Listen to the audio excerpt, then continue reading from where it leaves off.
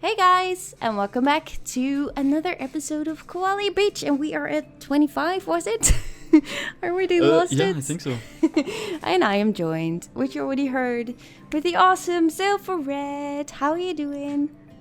Hi. I'm doing all right this evening. I have to apologize because it's been me who's been kind of late to this entire occasion of recording this. I mean, I was here for a pretty good part of the evening. And then I went away for a while, and the lady got very stressed out about me being supposed to be there. So I'm sorry about that, but we're in here. It's fine. It was also my bad because I wanted to render this video at, 6 o'clock? And now it is almost 12 o'clock, and it took me ages to get it right because of my new programs and stuff, and it didn't work out as I wanted to, and it was terrible. And then when I finally got it, I was like, Sylv, I'm done, where are you? And you were just gone, and I was like, where is he? No. So we were both like the issue, I guess. Yeah, I guess the series might seem very professional, but really, we're not professionals. No, totally not. No, it's we're just terrible. We're suckers. Yeah, we had some people coming over here, so I decided to sit by and drink some beer. And then I realized that you were sending me crazy messages on every medium ever. But yeah, I'm sorry about that. Anyway, I think we can probably divert our attention to the video going on at the moment. Yeah, my gosh, I think this is probably the longest time I ever built in Koali Beach. It was crazy. It was great to do, but it takes such... My gosh, Mambo. So, it takes such a long time to work with these art pieces. But it works. It totally works, but yeah. It just takes a lot of time, and I just didn't finish it. I have like recordings for 4 hours or something. And still not finished. So yeah, there's a lot to do next, but I was like, can't do it anymore. And you were like, 4 hours, that's enough for an episode. Just stop. Yeah, exactly. Sometimes you just have to leave it there. You can always continue later on, work on it some other time. Besides, you haven't even talked about what exactly we're gonna do in this episode. Well, we kind of did, of course, in the live stream we did last week. True. And someone, I can't remember the name, but I'm sorry, but someone mentioned mini golf, and I was like, that's an awesome idea. So yeah, there we are. So yeah, we got the idea from the last live stream to add some mini golf area to the park, and that's basically what you're doing in this episode, right? Building all of the different holes for the mini golf. Yep, we got 9 holes. And I had to search for some pictures on the internet because if I'm being completely honest, I haven't played mini golf. I never did in my life. Did you? Never in your life? No, I never did. God, you've missed out. Like, I've seen the courses, but I never ever did it. That's really weird. I just realized it myself today. Like, okay. I know what we're gonna do for the next meetup. The next meetup will be in the Efteling. Yeah. That's a bad idea anyway. The Efteling doesn't have midget golf, I'm pretty sure. No, but that's fine. We're gonna be fine. But it's pretty fun game anyway. But it's really golfing for children. Like it's a little bit like golf, but you just have to hit a ball and get it into a hole. It's super simple. It's nothing more than that. Yeah. But it's probably very nostalgic to a lot of people since it's really a staple of theme parks and all that kind of entertainment. Do they have it in theme parks? I only remember it from like resorts and that kind of stuff. I don't remember any theme park in the Netherlands where they have mini golf. I think Duinrail has it, but I'm not sure about that. But yeah, it's more often combined with like resorts, since if you've already got a proper theme park with roller coasters. Wow. With roller cats, but with roller coasters and the like, I don't think it's quite as interesting to hit a ball with a stick. Like there's probably more interesting stuff that you can go about and do in a theme park. So maybe that's why. But I know that they are. I have the same thought with people that are kicking a ball, but that I'm not gonna talk about that further. Yeah, right. You walk behind the ball, asking to get the ball, and then when you get it, you kick it away, and then you get like 3 million a year for doing that. Yeah. So it's a strange thing. My gosh, these people. But yeah. It's kind of the same thing. Yeah, I get it. I still think you're missing out though on not ever having done midget golf. It's nothing spectacular, of course, but it's pretty fun. Yeah, you should have done it once in your life. Thing. Yeah.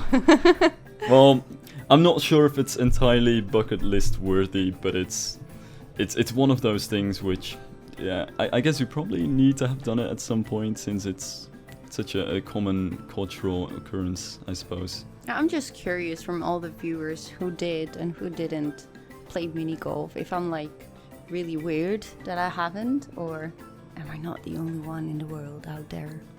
That's a good point. So tell me if you did. I'm really curious if I am really alone in this particular area. Well, I mean, I guess it's... Yeah. I mean, I guess it's something that your parents must have been into, since no sane adult person is gonna say, "Oh, yay, we're gonna go here and play some midget golf." But it's some... No offense to the people out there who are midget golf enthusiasts, because I know they are out there. But it's something that, you know, no sane person would also go to a theme park many times a year to ride the same roller coaster. Well, I would, but I'm not a sane person. But in any case, it's... I don't know. It's something which I think is more like a children's party kind of thing, which you might get if your parents are into that kind of thing. But if your parents have never really gotten you into it, I think it's hard for That's you the to say on same your like own with you're gonna do it. skiing. That's exactly the same with skiing. Because I have skied one time in like an indoor area, and I hated it. But my sister has a different dad, and her dad really loves going skiing every year. So she's really into it. But me and my mom, we hate it. We never did it when I was younger or anything like that. So it's definitely the same thing. Yeah. We Though love the I sun. wouldn't put midget golfing on the same level as skiing, but yeah, I can definitely see where it goes like that. No, it was just like you said about your parents taking you to some place. That is the same thing with skiing, I guess. Mm-hmm. Well, some really just love it, even though their parents don't do, of course, but I don't. Yeah, it's something that's also hard to get into at a later age, but I also think that's kind of because skiing is something that requires a lot of skill, and it only really becomes fun when you're good enough at it to actually do some fun stuff with it. Yeah. And until then, it's really quite a struggle. True. So if you've gotten into it as a kid, you're already over the hard part of it, and if you come into it as an adult, it's kind of like learning a new language. It takes a real big amount of willpower. And midget golfing is just kind of, it's boring. It's more smaller, just entertainment. Yeah, that's true. But gosh, I am so hyped talking about theme parks to go to the Efteling soon. Symbolica is opening. Oh, I'm so curious. That's the one thing that I'm not hyped about. I mean, you Really? already know this, but I don't know if I've said this anywhere Oh yeah, you publicly. did, I but guess. So tell the people why you're not as hyped for Symbolica. The Efteling is a terrible park. I hate it. Fuck. No, it's probably gonna be very busy, and that's my main issue. That's my issue. It's gonna be the single busiest day of the entire year in the Efteling, no doubt. It's the opening of Symbolica. It's the middle of summer vacation. It's in the weekend, and it's on one of the summer evening days as well. Like, everything that could have made a day busier, it all just collides on that one day. Yeah. And, you know, especially including the opening of Symbolica, it's gonna be chaos. Yeah, I'm afraid for that as well. So I totally agree on that part with you. I really wished we went another day, like in September or anything like that, but that wasn't possible, so... Yeah, it's also difficult because it kind of has to be at a time when most people are free, and it has to be in the weekend for those annoying people that, you know, work full-time. Or, yeah, it's kind of difficult to arrange something that works for everybody. So you have to go with the day that works with the most people, but then it just works with most other people as well, so it will be the busiest day, of course. Yeah. But still, I guess that's also part of the fun in it, since I don't know. Personally, I don't think it's as much fun when a park is completely empty. Like I want to have, I don't know what you'd call it in English, but like in Dutch, it's more like it's just decent bedrijvigheid. Like there's some people, Yeah. and it's a bit cozy, it's a bit gezellig, I suppose, but it's not all filled up. Like the queues are still small, but there's people everywhere. Like a completely empty theme park is also boring. So I guess in that Yeah. sense, it is quite nice that it will be really busy and there will be lots of people to meet. Mm-hmm. But in terms of waiting in lines, Yeah. it's going to be a bad day. I just hope that it will be a nice weather, so it is nice to wait for long times. Oh yeah, that's If true. it's gonna rain, then everything just really falls apart, I guess. It Though, won't to be be that honest, much fun. And this is something that I think makes the Efteling really interesting. It is really built for bad weather. So the queue lines, for instance, for Symbolica are actually covered by these roofs. They're really magnificent, by the way. They look really good. And the dark rides like Droomvlucht as well is all pretty much covered queue lines. That is so you can true. actually do a lot of stuff in the Efteling, even when it's raining or in the middle of the winter, which is quite nice. Yeah, you got a good point over there, yeah.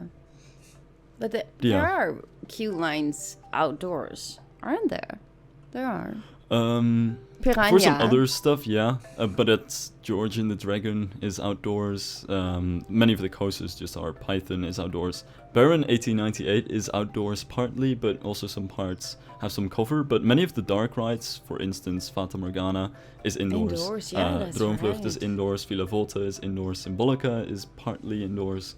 So I think especially for some of the dark rides and the rides that they want to have open whenever it's raining or snowing or in the middle of winter, they also have indoors queues. So I think it's quite well built for that. The only problem, of course, is that it's of course a lot nicer if it's just sunny outside. Yeah, absolutely. Oh, well, we're gonna have fun, but it's not like you're not looking forward to Symbolica for any reason.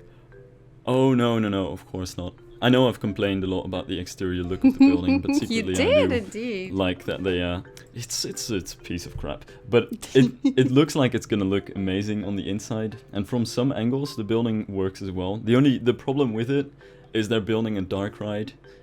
Speaking of dark rides, a lot of people have been asking about that for Koali Beach. Maybe something to think about. Yeah. Anyway, it's a dark ride in the middle of the park, which means, usually they build dark rides on the edge of the park. That's also something to keep in mind for Koali Beach. So you have those big building parts where the dark ride is in, which you can sort of hide away from the rest of the park. Yeah. But since Symbolica is in the middle of the park, they essentially are forced to have this big grey box right in the middle of the park, and you see it from all kinds of angles, which is quite Didn't annoying they try because to cover it? yeah, they try to cover it decently. Like there are some rocks here and there, there's some foliage here and there, and some different types of walls. But it's a big boxy building, and what I like about the Efteling personally is that it's all Dutch and it's all authentic. It's not like Disney in the sense that it's all very much a stage and it's kind of fake, but it's the traditional Efteling buildings are very much traditional Dutch architecture. They're actual brickwork. They're real buildings, and that's Yeah. something that kind of feels a bit off. But yeah, I'm getting very, very picky there. No, it's So, fine. It's fine. it's You're just gonna be a being great honest. ride. I think, yeah. It's really, I'm really looking forward. I really thought that it was the first ride ever that had like trackless rides. But if I'm right, well, I was watching a theme park road ride, the Hong Kong Disneyland. Didn't they have something yeah. like that as well in Hong Kong? Yeah, that one is so beautiful in Mystic Manor. Yes, It's- exactly. I was a little bit afraid that I was saying something wrong, but thank you. No, you're totally right. And that is actually a gorgeous ride as well. There are Yeah. definitely some trackless rides out there already. But That's I do like really the idea. And I'm glad that the Efteling is trying it right now as well. Absolutely. And they have like 3 different, well, it's not a track, but they have 3 different ways to go. So you can choose in the ride itself which way you want to go, if I'm right. So that means that if we need to wait 2 hours in line that day and we want to see everything, we have to go 3 times in Symbolica to see it. Yeah. And we have to wait like 6 hours. No, I don't want to. That's probably why I'm gonna go again to the Efteling sometime after that. Yeah. I don't want to. I mean, it's so that's the only expensive. way. That's true. Though that said, I've got my tickets with the Albert Heijn thing. Yeah. I mean, probably everybody did at this point. Yeah, true. So they're a bit cheaper, which is quite nice. But still, it is really expensive. Yeah. I really think it's really expensive. But By the way, can I just take a very quick sidestep to say that I really like how you're putting all of the different halls together with all of the scenery, especially thanks. that rope bridge. It's really nice to see it, not just be a connection of different halls. And for somebody who's never played mini golf before, or midget golf, I'm still not sure which spelling is for which country, I don't but know. it actually looks really good. Oh, thank you. I'm still not totally satisfied with it. And for some reason, I now got the feeling something didn't went really right. But that's totally fine for the recordings, I guess. Yeah, I saw some weird transition happen as well. Yeah, We'll I don't never know what saw happened. that. Yeah, sorry guys, it is Sony Vegas, and it is a struggle still. But I'm doing my best. I do the best I can. That's all you can do. Yeah. I guess, yeah.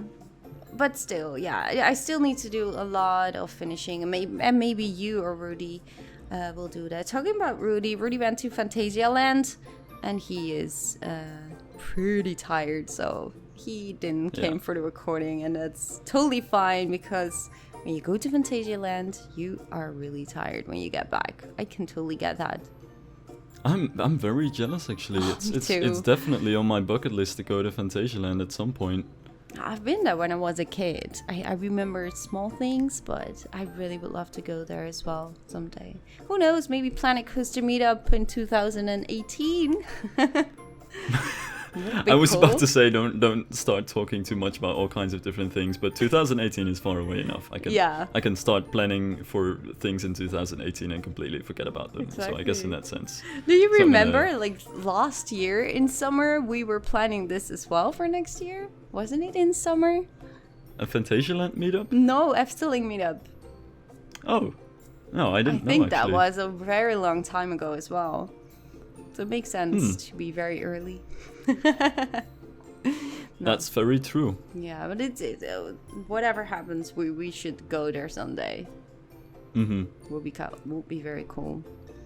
Definitely. But yeah, this mini golf area, feel free, you or Rudy, to get your hands on it, of course, if you want to, if you feel inspired to do something.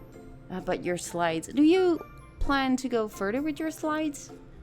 I think so. Every time I upload a video, well, I've done it 2 times now, but every time I upload a water slide video, people keep suggesting more types of water slides, and even myself, I've been thinking of all these different kinds of water slides that I still would like to see. So yeah, we'll see whatever I'm going to add in the next episode. I'm not quite sure.